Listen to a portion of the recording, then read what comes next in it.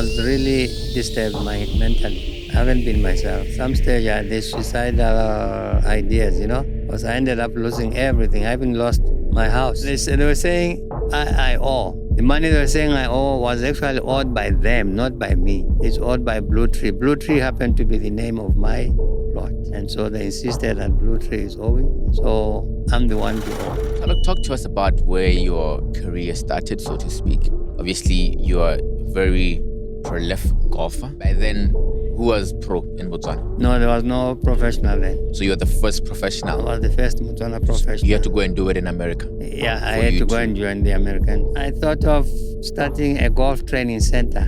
And the first thing that I wanted to do was to look for land. A lot of people had no vision. I couldn't get funds. I had to start leveling up everything after I had filled up with rubble.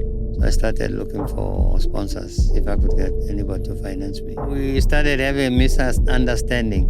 The guy who was renting the place would agree that he would pay 15,000 a month. For some reason, he started running the restaurant and he wasn't paying. The guy was supposed to be paying 15,000. He never paid a cent. After three years, he skipped the country. Somehow, the water bill was never paid. And when these guys skipped the country, they said I was owing the water. It was close to 90,000. They said I owe that money.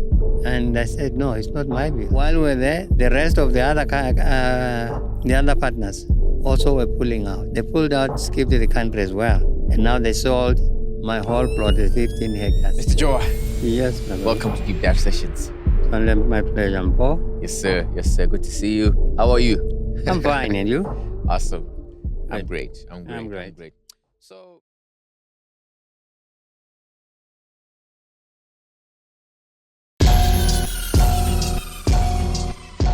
Mr. Johwa. Yes, my brother. Welcome to Deep Dive Sessions. Only my pleasure, Paul. Yes, sir. Yes, sir. Good to see you. How are you? I'm fine, and you? Awesome. I'm great. I'm great. So, Mr. Johwa, for the people at home that are watching this, or wherever they're watching it, what time they're watching it, at any place in the world where they're watching this. Yes. First of all, tell us who Mr. Johwa is. Yeah, and then, I know you're from Marobela. Okay. Yeah, just walk us through your introduction of who you are. Well, the name is Trevor Kefas Johwa. Kefas is my middle name. Yes. And I come from Marobela, but originally my hometown is Francistown. Okay. Yes. Ghetto. Thank you. All right. So, Mr. Johwa, you talk to us about where your career started, so to speak. You're a very prolific golfer, and tell us about how everything started and how it began with golfing. Where did golf start for you? Well, starting off with golf, around when I was doing my grade 7. But our parents on the north, most of them were working in Zimbabwe. And my mom had moved to Zimbabwe. She was working there. So I moved to Zimbabwe to go and do my grade 7 there. All right. Yeah. So I stayed in Zimbabwe. But after when I finished, it was closer to when Zimbabwe was almost getting independent, when the Mugabes were coming in to take over. But I still remember It's a long that time ago. It's a long time ago. Yeah. Yes. But where to decide to come back? I came here with my aunt. But we drove up to Francistown. I mean, not up to Francistown, up to Ramakwebana. Okay. Yeah. And from there, we took a walk to Ramakwebana.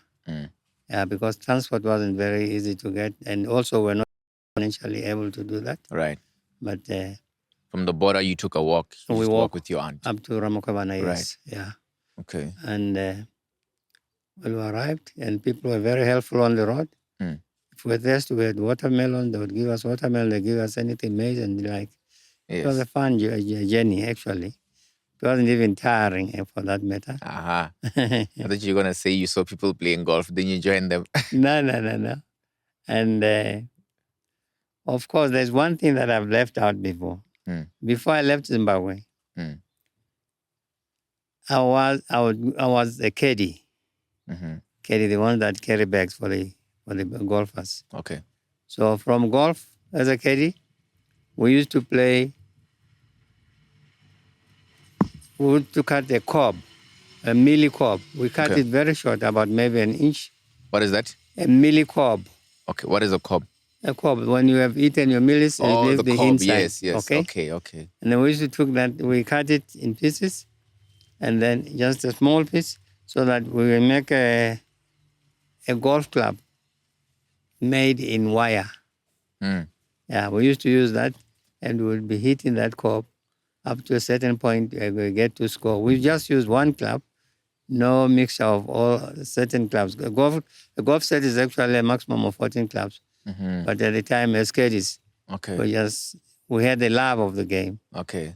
So where did inspiration? So the inspiration came at a young age. yeah, And let's then- say at the time that I was schooling in Zimbabwe. So you saw it for the first time in Zim. Yes. Okay. Yeah. Okay. And then obviously it had a strong impression on you because then you came to Botswana and then you started. So talk to us about now in Botswana and where did you go to be able to enhance your skill? Yeah, right. When I was in Botswana, I started joining the other golfers as an amateur Mm. at the Francistown Golf Club. Okay. We used to play every weekend. And I started excelling for some reason because I had an idea, having been playing with wire clubs, but now we're coming back to proper golf clubs. Yes. And How old were you at this time? that was in 1971. Yeah. Okay. So you were still like what, in your early 20s? And yes, let me say early 20s. Okay. Yeah. Okay. And thereafter, then I got to Habroni and I joined the Habroni Golf Club. No, not Habroni, rather, Francistown Golf Club. Yes. Yeah. I started there as a caddy, actually. Because while I was in Zimbabwe, we used to go to the golf club and do a bit of caddying where we carry bags.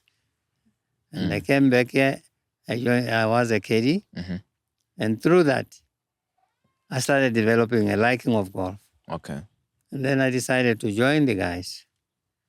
Then I bought some clubs, a new experience, but it was fun. And we started playing. And as time went on, my game started improving so much that I was involved in a lot of competitions, either sponsored competitions by different companies where they have some freebies that they give as gifts and things like that. Yes.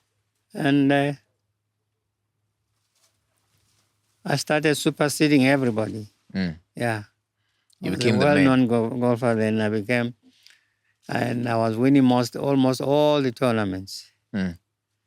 Yeah, but as time went on, I decided, well, I see golfers are turning as professionals. Yes. I think it's about the time I turned to be a professional golfer. Yes.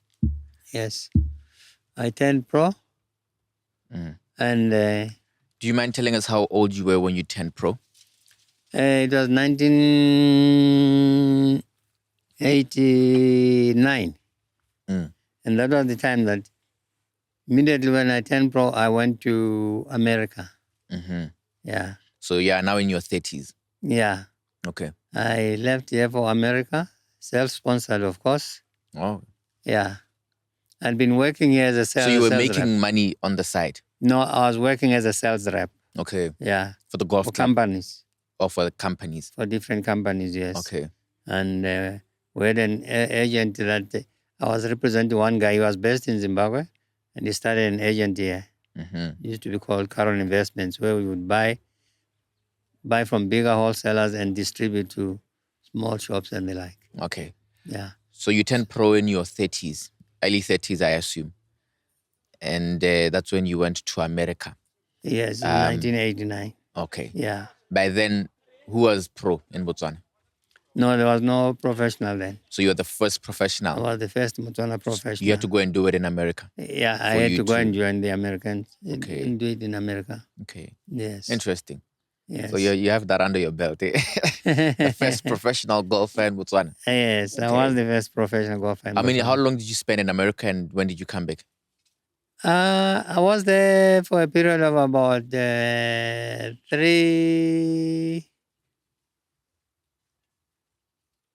I was there for 3 months. Mm. Yeah. Okay. Yes. Then you At a came. place called Roland Stafford Golf Academy. All right. Yes. Okay. And then I came back. Yeah. Mm. When I came back, I started to coach, and I was coaching all different individuals Mm. throughout the whole country. And You're making money, eh? eh? So you're making money. No, there wasn't that. There wasn't money really. It was basically nothing. Mm. Yeah, I did it for the love of it. But you were well known by this, I assume. Having been Especially in the an space of amateur golf. golfer, I was very well known because I used to win a lot of tournaments. Yes. Yeah, we used to call the Northern Botswana Open, which was in Francistown. Mm. I won that tournament over the years, about five major tournaments. Are you a Rafael Nadal, eh? Yes, and then I used to play in Our Celebes Tiger Pique. Woods. Yeah.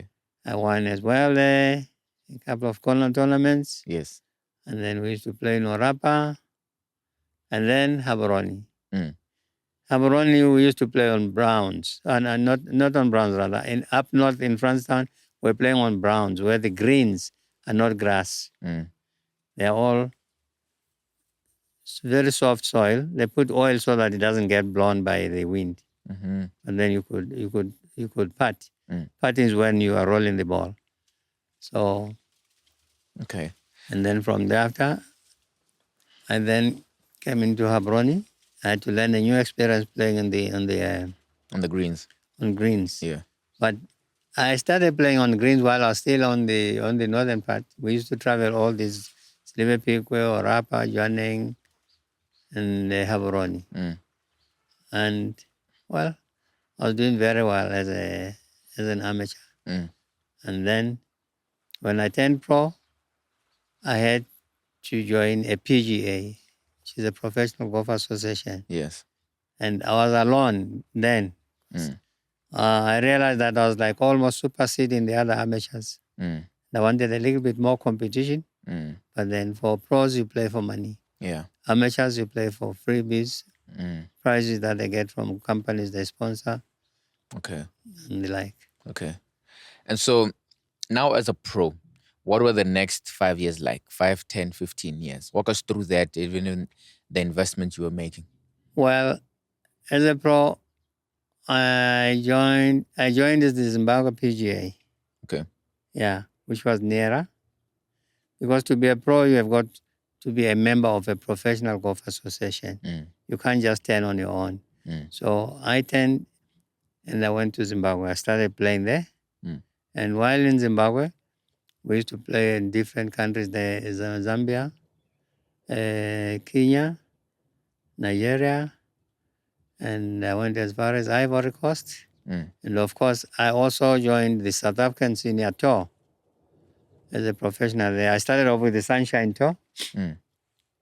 and I played in the Sunshine Tour. As I was aging, I then went into the Senior Pro Division. Mm-hmm.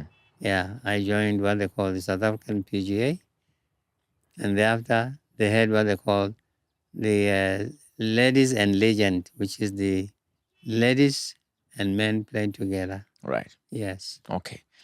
Then talk to me about the Blue Tree story now. Yes. Where the genesis of it and how it happened. Yes. While I was here, I thought of starting a golf training center. Mm. Yes. And the first thing that I wanted to do was to look for land. I was all over trying to get land. I went throughout the whole of Abroni. I went to some dumping sites, all dumping sites. I was going to cover them up and do a golf, like a fairway. A fairway is where there's no trees. It's just targets. You put some targets on the greens. Okay. So, and then when I was looking for a plot, I couldn't get a plot anyway. I then went to Lens to see if I can get a plot. I told them, they said, well, there's no land that I could get for the project that I wanted. Mm. There were golf courses, of course, which was Abroni Golf Club and Pakalani. Pagaline. Yeah. Yeah. So I decided I have to apply for land. They told me I can apply. I told them I'd seen a plot, which happened to be the sewage ponds, all sewage ponds at Marwapula. Mm. So I applied for that piece of land, and they asked me if I know what it was. I said, yes, I've been there, I've seen the land. Mm. They say, well, if you think you can do something about it, well, you Do can it. make an application. Mm. I put an application. They approved it for from 2000 up to 2025. Mm-hmm. So they gave me the land. And because it was sewage ponds, I had to start filling them up. How big was the land? It was about 6 dams of sewage ponds. It was quite big. Mm. And they were still full of water. That's about what, 5-10 hectares? That was about 15 hectares. Okay. So I had to get a surveyor myself. They said if I can get a surveyor Yeah. and give them the drawings, then they can see what they can do. Okay. That is the time that they gave me the land for 25. Mm. From 25 years. Yeah, 25 years. Mm. So I then started covering getting some soil from people had they were dumping soil or any rubble that they were dumping. Yeah. I asked if they could help me to go and fill up the ponds. Okay. Well, I spoke to the town council, who were the people who were carrying all the stuff to be dumped away. Mm. And they said they didn't have much because they needed it for the landfills. Mm. Wherever they throw all this rubbish that we have all from the dustbin, they have to cover them up with soil. Yes. Yeah. Okay. So they didn't have much. They would say maybe if I'm lucky, I can get one truckload a month. Mm. So it took time. I realized it would take time. Mm. But sometimes driving to on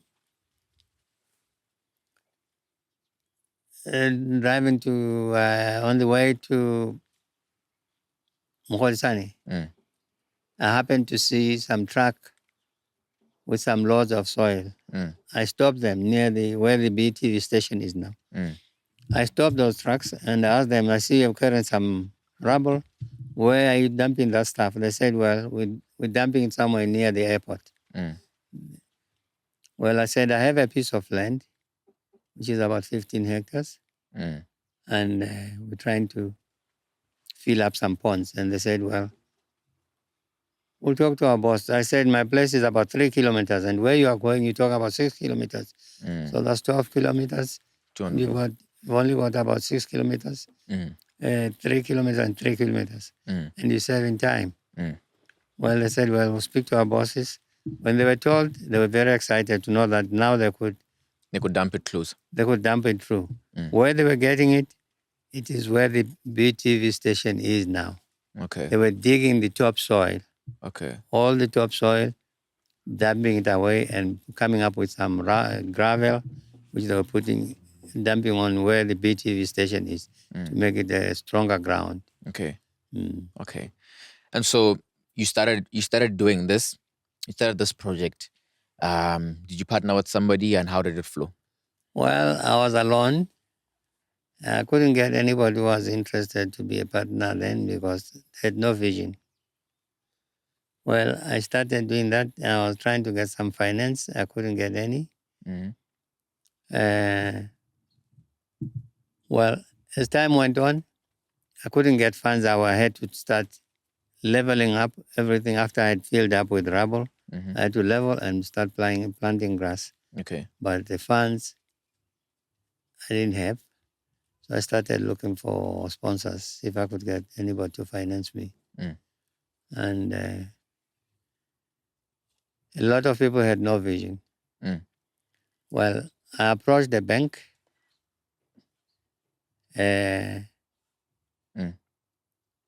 When I got to the bank, I told them I had a plot which is about 15 hectares and I want to develop a golf training center. Mm. So I need money to develop. Well, they said, what's your security? I say, well, I've got a piece of land that I've got, which is about 15 hectares. Mm. And I'll use that as security. So I said, okay, we'll come and see the place. They made the arrangement. They say they'll phone. And then when they phoned, they said they want to come and see the land. I directed them where it was, which happened to be Marwapula Swage Ponds, of course. Mm. And on this particular day, I was by the Swage Ponds there, Mm. waiting for them. I saw two vehicles coming in. They drove straight into the ponds. And I'm sure they must have been thinking, what is he talking of? Mm. Well, I showed them this is where I want to do Your project. my project. Mm. And they said, well, what's in the project? Your land. But we'll come back to you anyway on this one. And well, all smartly dressed, but it was me there with a non-collared t-shirt. I just looked as simple as I could. But they drove back and went back. After a couple of days, they phoned me and they told me, Trevor, we've seen your plot, but when we looked at it, it doesn't look viable for what you want to do because it was sewage ponds. And I told them I want to do a golf training center with a restaurant. And to their thinking, they couldn't imagine a restaurant on the sewage ponds. This guy must be something going wrong with his idea. So they couldn't help. They came back with a negative answer. But, well, I believe in perseverance. I started looking around, what else can I do? And I couldn't get any funds. Then at some stage, I met up with a guy who was in a company. They were doing buildings. And this company, there was a guy there who was the director, wanted to learn how to play golf. So I started teaching golf at this range, just hitting on this open pit, where I would get people coming there. I would show them how to hold a club and how to hit a golf ball. So this guy said, I told him that I've been looking for funds. I can't get any funds. He said, well, I would like to see where you want to do the project. So I took him to these sewage ponds, and he saw that I was covering them up with rubble, and I was almost done with the coverage. And he said, well, he could come in as a partner. But I said, well, if he does come in, I could only utilize a third of the portion. He could only utilize a third. I could utilize a third of my plot. That's where we can be partners, which was only... okay, you can only be partners on 1/3 of the plot. Of the plot. Okay. Like I said, the plot was 14 hectares. Yes. So the 1/3 of that plot became 5 hectares. Right. So he agreed that we can be partners, and he didn't have... I valued the place, actually. It was 800,000 at the time. As sewage ponds. That's the value that was given. And I said, of that, I can only utilize a portion of it, of the 15. And we agreed that, yes, they would come in and we develop the 5 hectares. What year is this? In 2000. Yeah. Okay. That's right. So what happened after that? Well, when he came, he said he didn't have enough finance, but he can invite 3 other guys to come in so they can come out with the funds so we can be equal shareholders on the portion that I'd put in. So we were equal shareholders on that portion. And as we went on, the restaurant was built, which was their contribution. And they said, when it was finished, they said they were looking for somebody who can run the restaurant. I said, well, I'll look around and see if somebody will be willing. But immediately they came up with somebody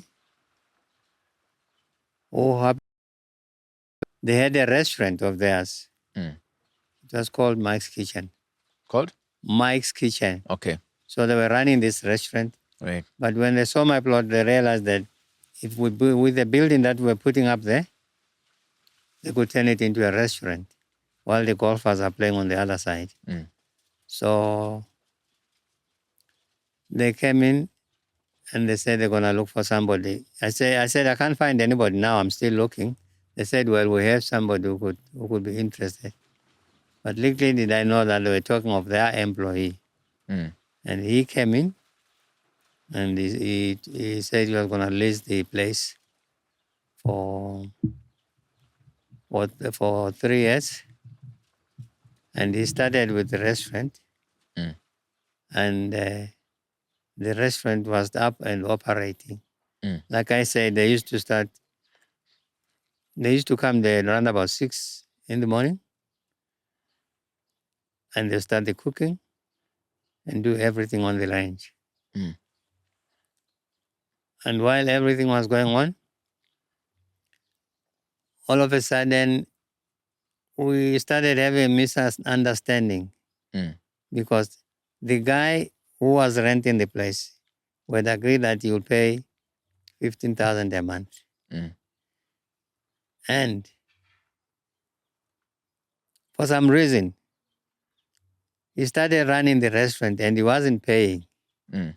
They had an accountant whom they said he would help me with do some of my books as well. Mm. So they Because gave you an accountant. they said he would help me do my accounts Mm. on my books. Well, while he was there,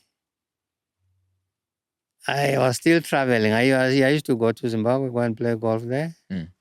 And they said, since you travel, this guy will be taking care of your account. Mm. Well, somewhere along the line, the guy was supposed to be paying 15,000. He never paid a cent. After three years, Mm. he escaped the country. So how did you the first 2 months when you see that the money is not coming, what did you say? Well, I wasn't saying much really. I didn't say anything Mm. because I knew the money goes into an account, Mm. which was Trevor's Golf Driving Range, which was the restaurant. But they decided they want to go on their own, on the restaurant side. Mm. And I was now left on the golf side, Mm. trying to continue with the golf range. Mm. And I would have some clients that would come, not in numbers as such here and there. Mm. The golfers were coming to utilize the place. Mm. You know. Okay. So this agreement, did you have it written down? Or you had just agreed verbally, this is how we're gonna do things?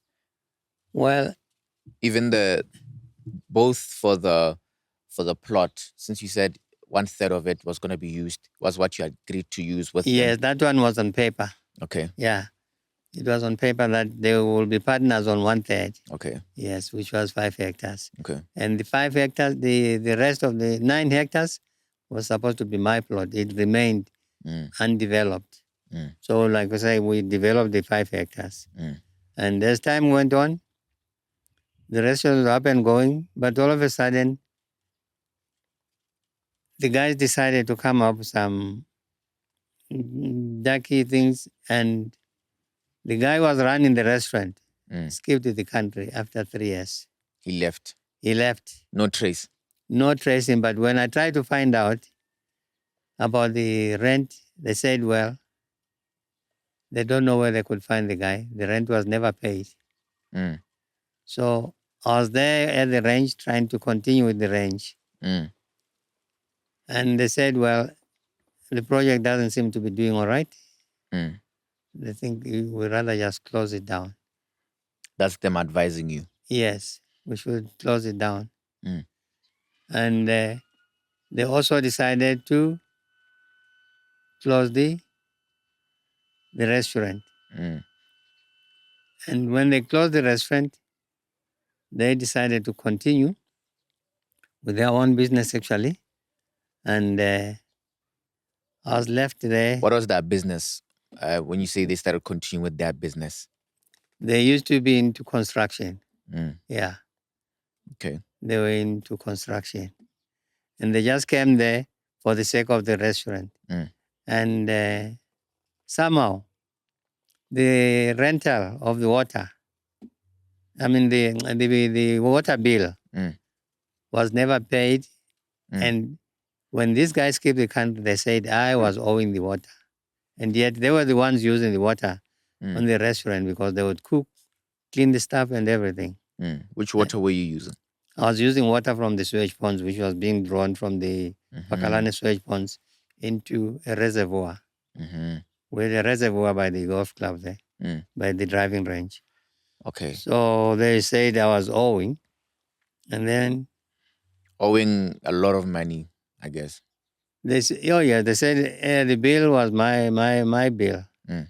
It was close to 90,000. They said I owe that money. And I said, no, it's not my bill. The bill belongs to the restaurant. And the Yes. restaurant guy escaped the country. Oh. So in this time, I want to just backtrack a little bit because it was 3 years and you had not received 15,000 in any yes, month. yes, And that's, I think over 200,000, that's for sure, in exactly. terms of the money you were to be paid. Yes.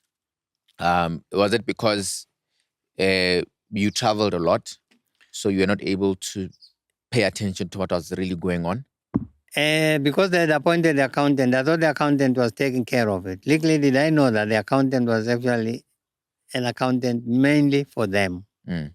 And they just included me that if I travel, I need somebody to Mhm. be taking care of the funds. But it Mm. turned out that the funds were never put in the account. Mm. Yes. Yeah. So you were using your own funds at the side, your own thing from golfing. Yes, I was using my own funds. Mm. Yes.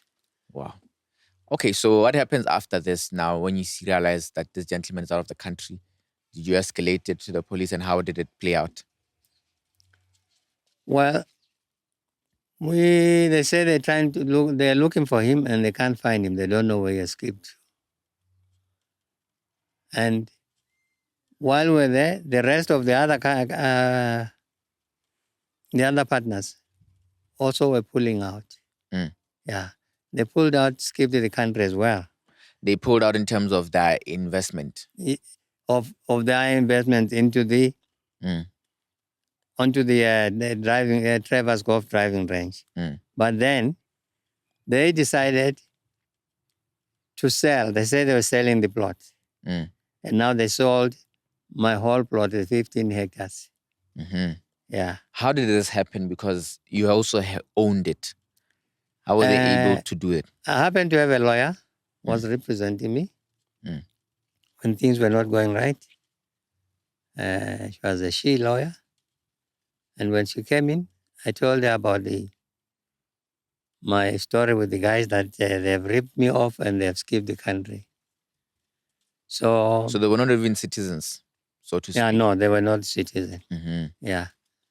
So my lawyer came in and she started defending my case. But as time went on, the whole case went on for a long time. Mm. My Meaning lawyer its costs. decided she was quitting. Mm. And I said, but how can you quit? You leave me in the lurch. No way. Can't do without you. She says, well, anyway, the restaurant that was being offered there was left idly. And then they said somebody else wanted to take over the restaurant. And they wanted to make a church there. And some Nigerians came and put up a church, which happened to be a Baptist church anyway. Yeah. So when my lawyer decided to leave me, she said, well, I'm quitting because I've been offered a job as a bishop by the church. And I said, but how could you leave me? So this is interesting Yes. So your lawyer says, no, I'm quitting. I'm no Yes. longer I'm not representing your continuing with case. your case. Yes. And then the people you just said came in onto the land Yes. and they basically built a church on the land. And then she's quitting because she wants to be a bishop at that church At they've your built. church. Yes. Wow. So that's how she quit. And anyway, now because I had no lawyer, I wanted somebody to represent me. I went back to Law Society to see if they can appoint me somebody. I didn't even have money. Mm. A guy was engaged there. Another lawyer was engaged through Law Society. And he started defending me. But sometime, as time went on, there was a time that the case had to go to court. Mm. And he was defending my case. Mm. And somehow, So you're fighting for the land. for the land. Mm. Mind you, I was with only 4 partners, but they had skipped. Most of them had skipped. Mhm. I think I didn't ask you this question initially. What was your share out of the 4 of you on the land? My share was the 3 hectares of land. Mm. Yeah. Then they had 2. No, I had 15 hectares of land, okay? Yes. And then we utilized 3, which was actually 5 hectares. Yes. Use And then, 1/3. yeah. Yes. And my remaining, out of 14, my remaining portion was 9 hectares. Yes. Yes. Okay. Yeah. Okay. So now you're fighting for the whole land. I'm fighting it? for my portion. Mm. Yes. Mhm. For your 9 hectares. For my 9 hectares. Uh-huh. And then because we're partners on the 5 hectares. 5 hectares. Uh-huh. And so they came there and continued with the 9 hectares, and the 9 hectares somehow was being sold. Mm. And they said they were looking for somebody to take over. Mm. But how were they able to sell it while it was in your name? While it was owned by you? Well, this is exactly what happened. They ended up just getting it. They got themselves into the whole land when we're partners on a third. Mm. And they said when the place was being sold, they sold the whole piece of land. Mm. Yes. And I started fighting that the 9 hectares is mine. Mm. And we're not in agreement there. Mm. They were dodging, and they, of course, the rest of them skipped the country. Mm. And I was left there. Mm. And I didn't have the funds. And then when that happened, they happened to then lease the land, the next 5 hectares. And it was taken by one of the golfers who took the portion. Mm. And they actually kicked me out of the land because they said, well, I lost my case. They took me to court and they said I've lost the case. And they took my 5 hectares, my 15 hectares, my 9 hectares, sorry. And they took it. And it was now developed by the people that said they bought the land. In reality, they were supposed to buy the 3 hectares. Mm. And they claimed that they bought the whole land. Mm. And when I wanted my land back, I wasn't winning. Mm. Yeah. So how long did this drag, the case? From 2002 up to 2023. Last year. Last year. Just constant battle after battle. I lost the battle because they took me to all high courts, actually. Mm. I went to high court. Mm. And as I say, my first lawyer didn't want to handle my case at high court as such. So who appointed your first lawyer? Were you recommended? Well, I was looking for a lawyer. And I happened to know the company. I went to see them. And they were willing to represent me. Mm-hmm. Yeah. Okay. Right. Oh, okay. And then they did you like that? And they did me like that. And the only time that I got to the next lawyer, was this lawyer that was appointed by the legal aid. When Mm. I went to them and said, I'm in a situation whereby my plot is being taken over by my partners. Mm. Yeah. So right now, the entire 15 hectares is gone. The entire 15 hectares is gone. Even legally, that's also what it says. Well, legally, because we went to court and they said, we've been to all high courts. Mm. And they said, I lose on technicality. Mm. And What does it mean when they say technicality? I didn't understand it. What was technicality? Mm. How could I lose on technicality? Because they had no reason for me losing my 9 hectares. Mm. Yeah. Because they were not a part of it. They were not a part of it. Yes. So, well, because I didn't have a lawyer to defend me on that one, they insisted that I had lost. They went to court Mm. and they said, I've lost the plot. Okay, so initially, who took this? Were you the one who went and sued them when you saw that my land is going here, or they took you to court somehow before you came, before you took them to court? Well, they were saying I owe. The money they were saying I owe was actually owed by them, not by me, Mm. which was about which was owed by the restaurant. If the restaurant skipped without paying, Mm. and they said there was no way they could get it, it's owed by Blue Tree. Blue Tree happened to be the name of my plot. Mm. And so they insisted that Blue Tree is owing. So I'm the one to owe. So you were owing that 15,000 times 3 years. No, not the 15,000. 15,000 was a rental. A rental. Yes. Yeah. What were you owing? The water. They say I owe the water. Okay. Yet they were using the water. What else were you owing outside of the water? Well, they came up with a figure that I was owing close to 90-something thousand of water. And they said they were suing me for that. Mm. And because I couldn't pay, Mm. they just said they're taking me to court. Mm-hmm. Yes. So is the reason they got the land that you didn't pay? Yes. Mm. And then they got the land. And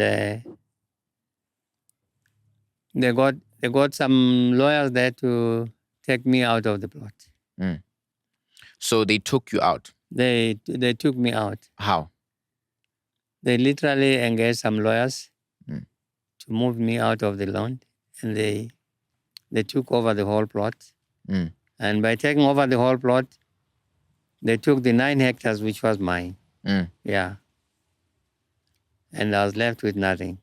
So right now, when you look at that entire plot, that plus there's also like a church there and other things. Now, having taken the church haven't taken that plot, Mm. my partners decided to lease the remaining portion that was in my name, which is the 9 hectares. Mm. They got somebody to come in. Mm. And that happened to be one of the professional golfers Mm. who decided to buy. Mm. And they apparently sold it to him. Mm. When I was thinking that, You know this person who I sold to very well? yeah, I know the guy. Mm. Yeah, his name was... yeah, I think we don't have to say the name. I don't have the name. Yeah. Okay. Yeah. I know the gentleman, actually. Yeah. But it's He was somebody a that golfer. you have interacted with. Oh, yes, I know Mm. that very Okay. well. Mm. Okay. That's interesting. And so they took over. Mm. And this guy came in. When they brought him in, he now developed my 9 hectares. Mm. And they left. While the 9 hectares were being developed, my main first development, it was taken over by the church. Mm. And when the church took it, which happened to be Baptist, they took the whole land. Mm. Somehow, because my plot was called Trevor's Golf Driving Range, and then it was, they took the whole land. Mm. And they then got this other gentleman who came in and took over the land. Mm. Yeah.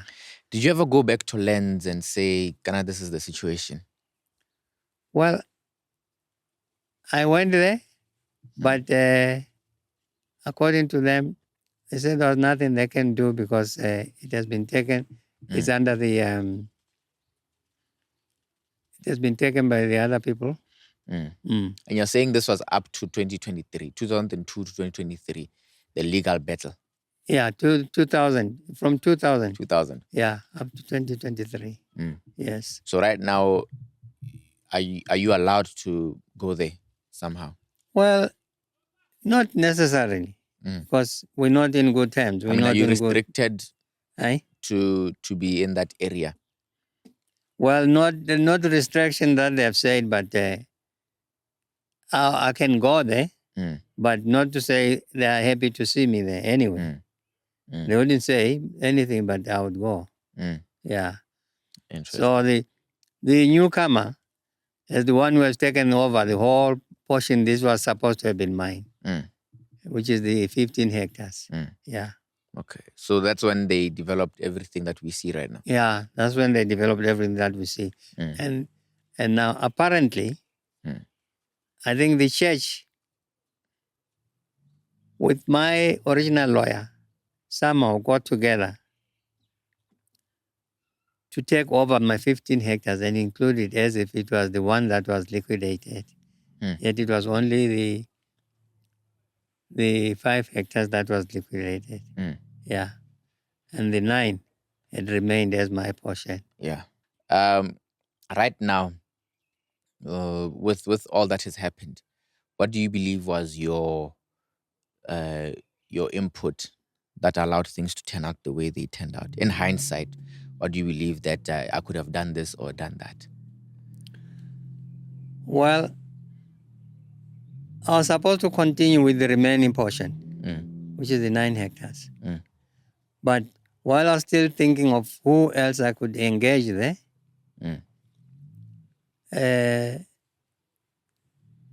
they were still there because the plot was Trevor's golf driving range. And they forgot that they were only partners on the 5. On the 5 hectares. And they used the name as if they were the partners there. And they sold it. The plot was apparently leased to the people who are now running it. So do you believe you could have vetted the partners better? Do you believe you could have found maybe a I mean, when you look at the situation now and look back, what do you think you could have done in your experience? What you feel like, maybe I should have done that or done that? Because I think it would be valuable lessons for somebody. Exactly what they've put up there. They've increased the driving range and changed where I was as a church. And the church, apparently the church bought, and they said they took the whole land and then leased the portion to the current people who are running that place. Yes. And yet they had only bought the portion, which was the 3 hectares. Yeah. So now it's being run by a different company. Yes. And they started developing it, and they got finance from the bank. Of course, the bank that helped them is the same bank that I'd been to, where they couldn't see how a restaurant and the golf training center could be on sewage ponds. Okay, interesting. Now, as a golfer, what are your plans? When somebody looks at you, they know you're a very experienced golfer. Well, I came up with an idea of trying to start what I call junior golf development on wheels. And this was supposed to be coaching golf throughout the whole country at all different schools and golf courses. That's why it's on wheels, so that you're able to That's run right. around. But while I was busy on doing that, some people were behind my back doing something similar. And somehow they went through the government and they got the finance. While me, I'm still looking around to see if I can get somebody to finance me to start this. How did they get the idea that you had? They came up with they started coaching from this same place. They were coaching children there, and they just took off my idea. Mm. Yeah. Okay. Mm. So you told it to them, or when you were trying to pitch, you discussed the idea with? Not at all, but somehow they must have seen my communication through my communication with the people that I was talking about wanting to start golf range, driving from different places. Mm. And they quickly bought the idea, Mm. and them as a group decided to get closer to the golf club, to the government, Mm. and they got the support of the government. Mm. And they have since started a project which they call Junior Golf Development. And I see already they've started operating. And I was still thinking that I was going to be going all over, but they have started already. Mm. While I was still thinking, they're already operating. Mm. Yes. And I had no more land anyway. Mm. Yes. And my thinking was that I'll get back my land. Mm. But somehow I went to court and they said I lose on technicality. Mm. The 14 hectares of land that I had. So you didn't. What is it called when you don't agree with the verdict? You didn't oppose it and say, I don't know what it's called in law terms, but it's basically putting in your in writing that I don't Well, agree with this. I went to court to oppose it. At court, they say I lose on technicality. Mm. Yeah, I engaged a lawyer. I mean, after they told you that you lose on technicality, didn't you go back to them again and say, I don't agree with this ruling? Apparently, I haven't gone there because I was really disturbed mentally. Mm. I haven't been myself. Mm. Yeah, I had a lot of thinking. Mm. At some stage, I had these suicidal ideas, Mm. because I ended up losing everything. I even lost my house. I had a house here in Gaps, and it was taken over Because you were owing, as they because I was say. owing. Mm. And then What was the house like? The house, 3 beds, 4. it was a 4-bedroom house. Mm. Yeah. But when it was taken, I happened to be owing for some funds. There were some funds that I was owing, which was like 400. And my son-in-law, he had paid that money. Mm. And for that reason, because I haven't been able to pay him, he's going to take over the house. Mm. But by taking over the house, they came there and actually literally kicked me out of the house. Mm. And he took Sheriffs. the house, not with the sheriff, Mm. on their own. Mm. Yeah. They put your things outside. Everything was thrown out. Mm. And the neighbor decided to help me put my stuff there. But before then, the rain started raining when my stuff was still outside. Mm. All my clothes, everything was rained, my televisions, everything. And when I moved to this guy's place, the rain had already rained the stuff, but we thought maybe we're saving them from being completely damaged. Mm. But I got a shelter, which was also a zinc shelter. And water was just pouring inside. Well, the guy was a good Samaritan, was trying to help me, but he didn't help. Mm. I never salvaged anything out of it. Mm. I lost everything. And unfortunately, Mm. the same guy who had helped me, he left to go to South Africa because he wasn't feeling well. Mm. And when he was in South Africa, Mm. I'm told he passed on. Mm. He died. So now you have to find another place to stay. I have no place to stay. I'm looking around. I've got a temporary place where I'm just staying, and it's just staying in a small caravan, and I can't put anything in it. Mm. And I haven't got a place to stay as such. Mm. I was trying to see if I could get the back to the government to see if they could help me with the funds to get me accommodation. Mm. And I'm still looking around. Mm. Mm. Okay. So for somebody that's watching and listening to us right now, because I'm sure there's probably people that have had similar experience, maybe not like yours, because yours took many, many years. It could be some actually who have many, many years also. What do you think is, when you look back, what do you think is the biggest lesson that you have learned? That you say, oh, hey, I'm never going to do that, or I'm going to do this. What do you give people the biggest lesson? Yeah, well, it was trust in the lawyers. Mm. Because somehow my lawyer came back behind me.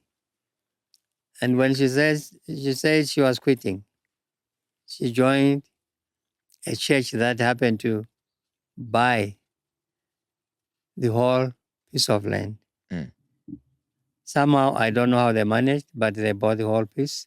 They Mm. started writing to the ministers, see if they could get some correspondence that I happened to come across where they were pleading with the minister that they should be allowed to buy. Mm. And another guy of a Chinese community decided he wanted to buy as well. Mm. And when they put in a tender how much they wanted to buy for, Mm. he also increased. They wanted to buy the place for 3 million. Mm. And he offered to buy for 3.2 million. But the whole place, they never considered that the plot was given to the church. Mm. And then the church then leases it to somebody. Mm. And I think my lawyer, having been given a position of being a bishop, had something to do with a lot of changes that they did there. Yeah. Pretty unfortunate. It is.